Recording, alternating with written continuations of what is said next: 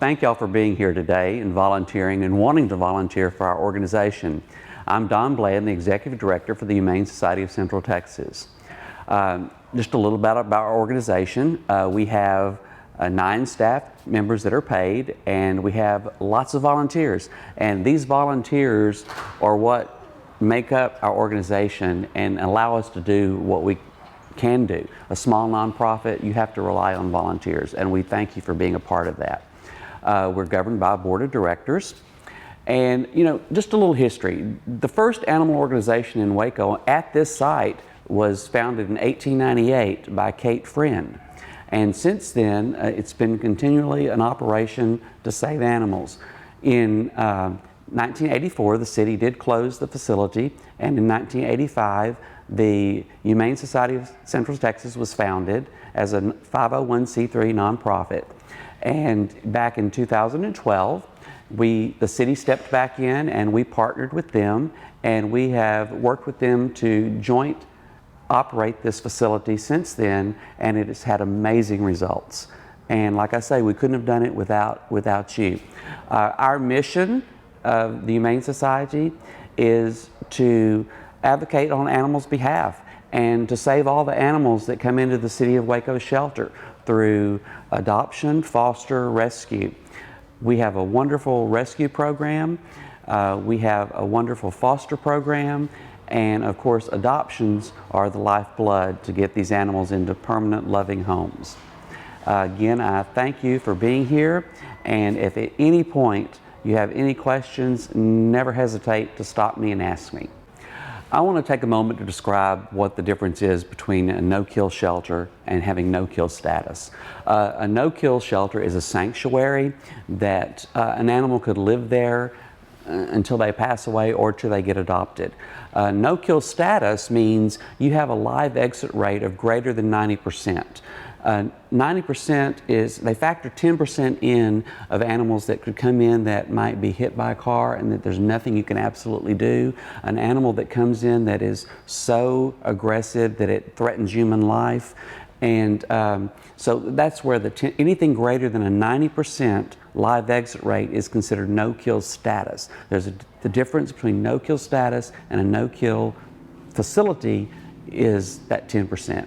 So I just want to make sure that that's clear to you, that we are a no-kill status facility, that we've had a greater than 90% live exit rate for all of last year and so far this year. What we do, what I do primarily is run the veterinary aspect, the veterinary clinic for the animal shelter. When an animal comes in that has been hit by a car or has been traumatized in some way, it is our job in this clinic to examine the animal, try to determine what's wrong. We'll take radiographs or x-rays if we need to, and then instigate a plan for treatment. That treatment may be as simple as antibiotics and cage rest, or it may involve more severe treatment such as amputation in an animal that has lost part of its limb or the function in the limb itself due to nerve damage. The other thing that we do is to spay and neuter animals before adoption. Anything we can do to reduce the animal population through spay and neuter, we try to do here. I spend majority of my time treating animals and treating animals that come in with problems, but also once animals are here, I'll walk through the kennel on a daily basis or through the shelter and look to see if there are any animals that may have some medical issue. That could either be a runny nose or coughing from excessive barking and things like that. The other option, the other thing that I did when I first came here is make sure that all of our animal protocols were correct. That all animals are vaccinated before entry into the shelter itself, they are dewormed, and they are treated for external parasites such as fleas and ticks. With any job or any volunteering, there are things that you can and can't do. And I'm going to give you a few of those. Of course, this is no way an exclusive list, but you're going to come across information that is confidential, especially if you're working in the office and at the front desk, that can't be shared outside this organization. Animals in terms of their disposition, where they go, who they go to, who brings in animals and surrenders them. All that is private information that you cannot share. So please do not do so. If you mistreat any animal, of course, that would be cause for you to be terminated from your volunteer position. Normal things like theft of property, if you show up under the influence of drugs or alcohol, if you have an unprofessional attitude towards other volunteers, staff, especially customers. So, you know, use good common sense and treat others the way you'd want to be treated. Also, because you're dealing with animals, we ask a few rules. You need to wear closed-toed shoes so that the animals won't scratch your toes or anything like that. Please wear long pants. If you show up in shorts, well, you're probably going to be asked to go home and change, because animals have a tendency, they get excited, they want to jump on you, and we don't want your legs scratched. And of course, if it drew blood, then the animal has to be quarantined. So you don't want that for the animal, and we don't want that for you. So if you have any questions about your attire or coming across something you don't know what to do with, please ask. We're always willing to answer any questions that we can and make this the best volunteer job you've ever had. And also want to point out, this city maintains a no smoking policy, so the facility and anywhere on the facility is non-smoking. You have to actually go off the city property to smoke. We at the Humane Society of Central Texas love social media. Social media is the way of the world, and it's a great way to network our animals. So what we really like is for volunteers, whenever they come, is to take pictures and videos of really cute babies so that we can help network them online. We are on Snapchat, we're on Facebook, we're on Instagram, Twitter, and Venmo. So if you are here, whenever you're taking pictures and videos, what we would love is for you to tag us on Facebook or tag us on Insta or send it to our private messages. That way we can post these videos, we can post the images of the animals, and really try to network and find these babies some forever homes. What we do want you to keep in mind is make sure that we at least try to put these animals in a positive light. So whenever you're talking about the Humane Society of Central Texas, it's a great thing to put their names, put their ID numbers, and say something really positive about the animal. So if an animal is really happy and jumping around and super active, instead of saying, "This dog has so much energy," try to frame it in a way that might be a really positive thing for a forever home. So say something like, "This dog would be great for hiking or for a running buddy." So just try to think of really good ways to help network our animals. And again, we're on Snapchat, Instagram, Facebook, Twitter, and Venmo. And you can find us at the handle HSCTX. Hi, I'm Lana Crow. I'm Rescue Director here at HSCT. My primary job is to get animals, cats or dogs, into rescues, and my job each day is to bring on new rescues and keep a good standing with the rescues that we already have. We don't see cute or ugly when we see an animal in a kennel. We see a dog or a cat needing to be homed, or we need an empty kennel so we can fill it with another animal. Last year we sent over 1,100 animals to different rescue groups, and as a volunteer you're going to be asked, what's the green tag mean and why are we sending these animals to rescue? And your response should be, well, we are high intake facility. We get animals in every day, so we're always lacking space. So one of your jobs as a volunteer, and one of your wonderful jobs as a volunteer, is to help socialize and interact with these animals and get them ready for adoption or rescue, which is vital to helping these animals get ready to leave. Another great way that you can help as a volunteer is transporting. Many of our rescues work on a volunteer basis, and they have everyday jobs just like everyone else. And so if we can get these animals into transport, which means picking them up here, we provide a crate, and then driving them to the designated rescue, that is a very vital part in getting these animals out. And to maintain our 90% live exit rate that we've been maintaining the past year, these are really important for volunteers to be able to know why we send animals to rescue, what they can do to help send these animals to rescue, and what they can do to help in transport. So if you have any questions, don't hesitate to contact me. My email is lanarcrow@gmail.com, and you can always contact me or reach me here at the shelter, and I can explain to you other reasons why we're sending these animals to rescue. But we thank you so much, and we're excited to have you. If you are interested in helping in our customer service department or up here in the front office, then you want to listen to this part in particular. First and foremost, as a volunteer that helps with customer service, you are willing to help anyone that walks in the door. You help them with a smile and direct them to the appropriate direction they need to go in. A lot of times it's just telling them, okay, that's where the kennels are, or that is where the cat room is.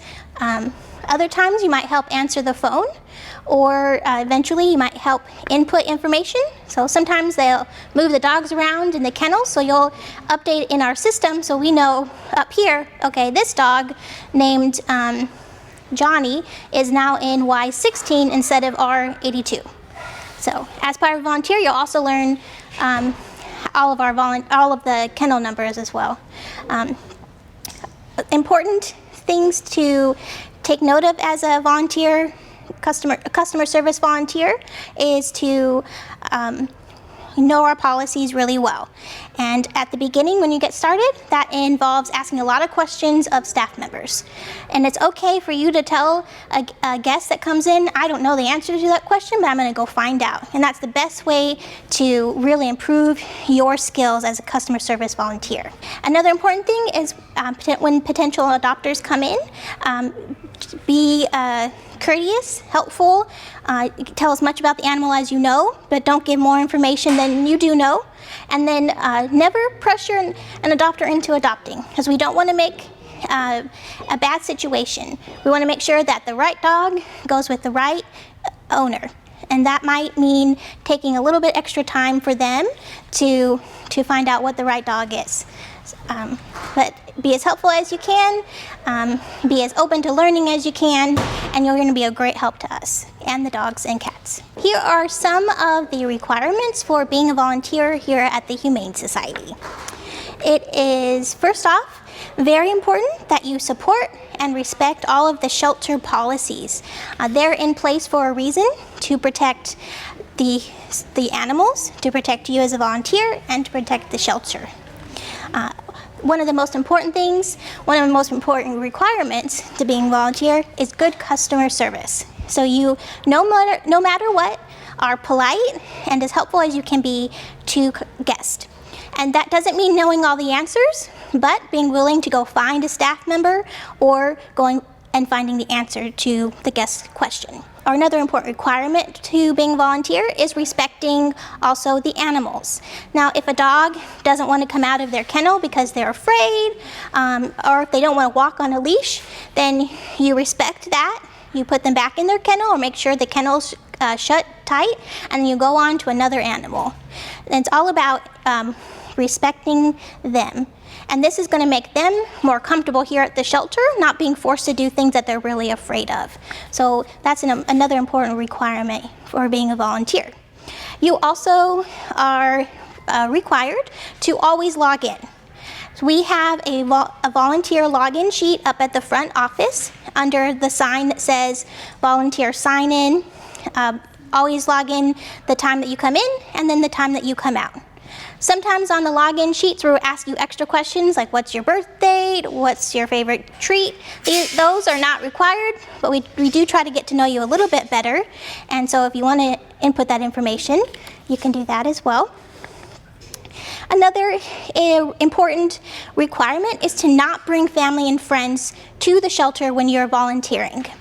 Now, it's important that you are already taken the training when you're done with this, you'll have taken the training. You'll be familiar with all the policies for the shelter, and you'll know how to take out animals if that's what you're interested in doing.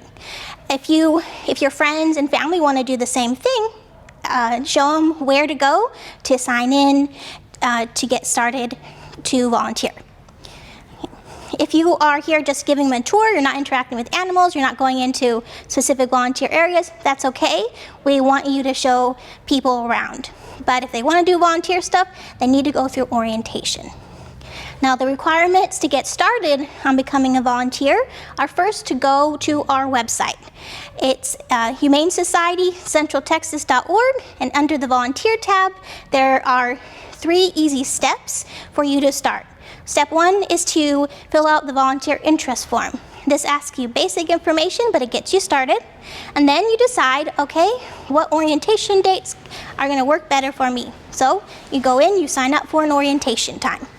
And then you print off the City of Waco consent form and the volunteer agreement form. And these are things that are really important that you need to sign.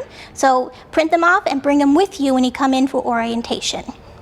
If you are age 16 to 17, you're considered a junior volunteer. And that just means that you have to have your consent form, a special one, signed by your legal guardian. But you're still welcome to do all of the other things that volunteers are doing as well. So just to recap, every time that you come into the shelter, sign in. Then go get a volunteer apron. You need to wear one no matter what you're doing.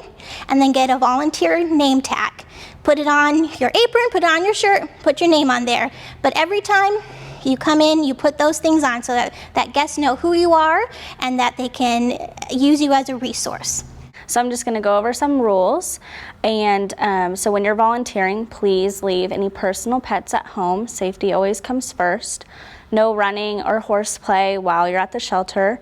Report any unsafe conditions or defective equipment to staff. Report any illness you see. If any bites or scratches were to happen, you have to report that to us at the front staff, or you can do it with the back staff as well, the City of Waco staff. For your safety, make sure that you do not enter any areas that are off limit to volunteers. So that includes the de-quarantine building. And at no time should you attempt to lift more than 50 pounds by yourself. So if you need help with anything, make sure to grab one of us so that we can help you. If you notice any object that may create a hazard, hoses not put up, mops lying on the ground, please remove that object and place it in the appropriate location. Hello, my name is Daniela Ranzinger, and I'm currently the Humane Society of Central Texas Photography Coordinator. And I would like to let everybody know, updating original intake photos with new ones is very important, and this is why. When animals are being brought into the shelter, they have to be checked out, given vaccinations, and a quick picture is taken, which most of the time shows them being intimidated and scared due to the situation they find themselves in. So it's really important that we try to remedy this issue and get them better pictures done. So after they have decompressed up in the adoption kennels, then they will be able to have new pictures taken to bring out their more true personality, and so we can show that to the public, make them more appealing, and capture the interest of prospective adopters, fosters, or rescues. And this is where our volunteers are so important. If they can come and take their DSLR camera or smartphones and take some pictures to catch them in different positions and actions and from varying angles as well, it helps us show what the dog or the cat is really all about. It is always important to choose a dog that the volunteer is comfortable with, and then take the picture of the kennel card as well, so the dog can be identified later on and not confused with one another. Thereafter, up to 8 pictures have to be taken or chosen by the photographer and be sent to me so I can go and add them or replace them in our Facebook albums as well in our database, which is then connected to a variety of search engines. So if anybody's interested in actually helping us and provide us good pictures of the dogs or cats, please contact me and I will let you I will give you a list with much more detailed instructions for this project. You can reach me by simply calling our main number, which is 254-754-1454, and ask to be transferred to my extension. And then I will provide you this more detailed list that will show you exactly what we need and where to send it to and what our goals are. Thank you so much for your interest, and we hope to hear from you soon. I'm going to tell you a little bit about the Adoption Ambassador Program. So basically, you take a dog off site, you take it with the attempt and goal to get the dog adopted by the end of the day.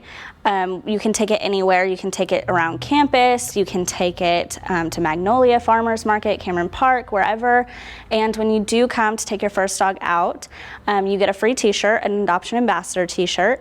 And this is just a program that was started by the ASPCA, and they nicely enough gave us a grant to let us and help us to do this program. So I do want to just mention some of the policies for taking dogs out is that we just have to give permission for that dog to leave. You do have to let us know that the dog is leaving. HSCT must know at all times where every animal is. But if you're interested in that program, just give us a call, or you can come find me and I will help you out and get you started.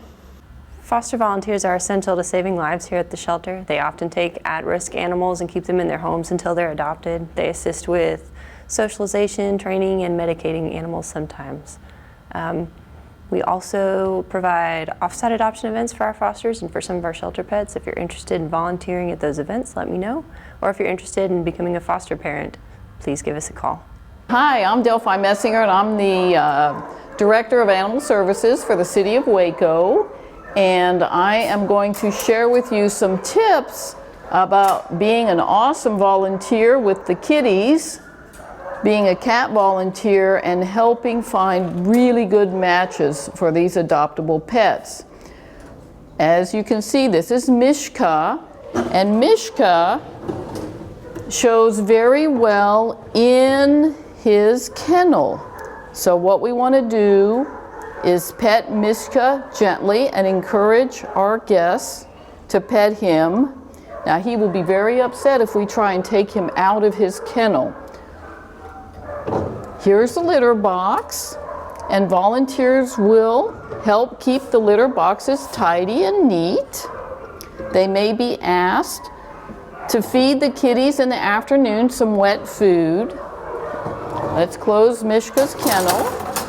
And you can see there's little doors, just want to point these out, that if you have a cat that cannot for some reason be handled, you can shut the cat off and then you can take care of its kennel. Let's move on and look at, now cats have little clips on their doors.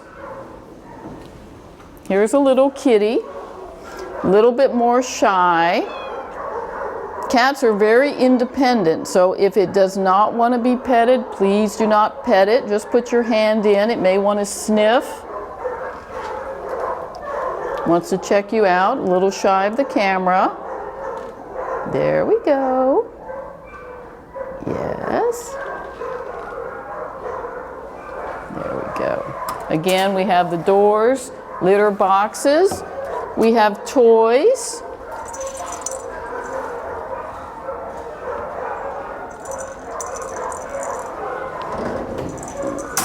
Be sure and read all of the information that you can about our resident cats. Here's the name of the cat.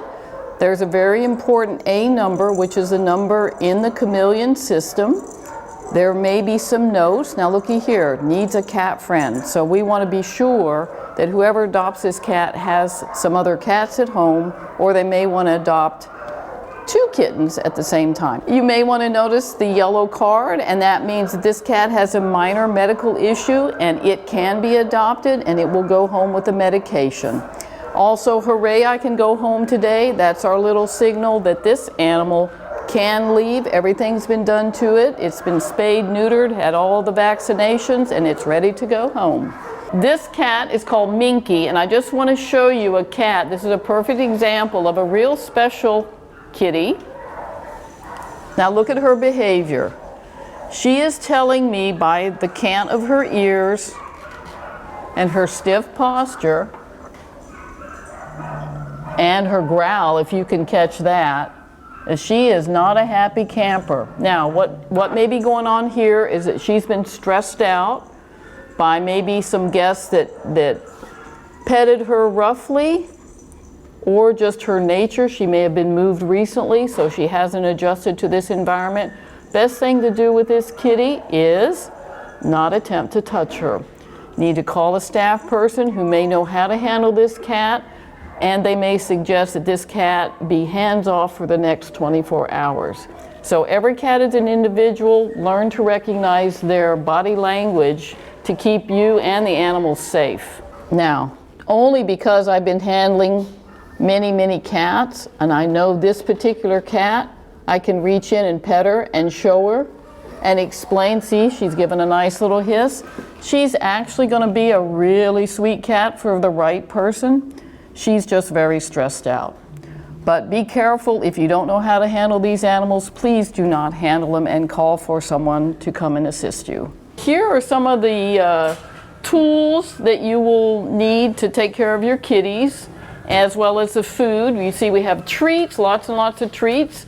We do like giving wet food to our kitties, if at all possible, twice a day. They always have dry food in front of them. We have little scratchers, lots of toys and other things, and as well we also have items like toys that we can give out to people that adopt out the kitties.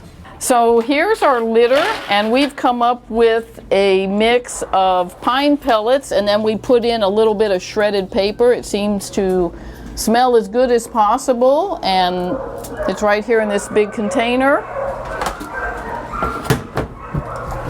And then we'll show you the laundry room. Every cat that gets bedding, well, that bedding needs to be cleaned, and we use bleach, so it really super cleans it.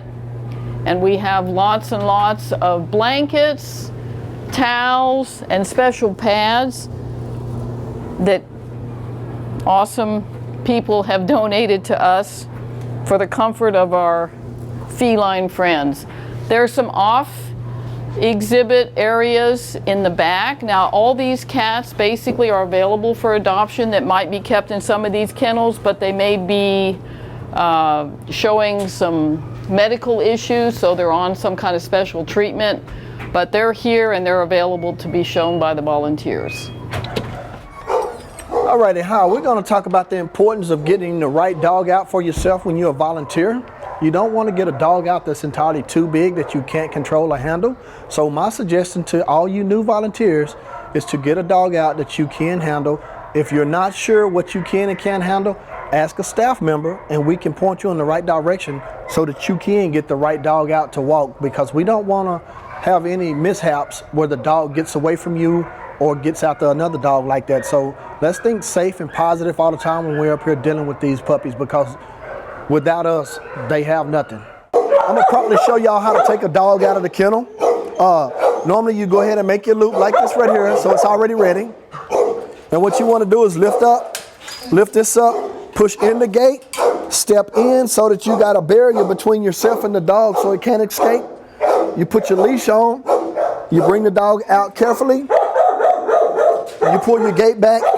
You want to hold the dog like this. That way it's not lunging at the gates at the other dogs, because we don't want it to be dog aggressive or nothing like that. And we just walk the dog out slowly. Today we're going to show y'all how to exercise dogs. Some dogs will sit for you, some dogs won't, and that's okay. It's all about exercising them basically. So what I'm going to do is attempt to try to get this fella to run through this obstacle course for me. And at the end of the course, I will be giving him a treat. So here we go. Through. Okay. Good boy. Good boy. Through. Good boy. Good boy. Good boy. You're a good boy. Yes, sir. Hey. Come. Good boy. Such a good boy.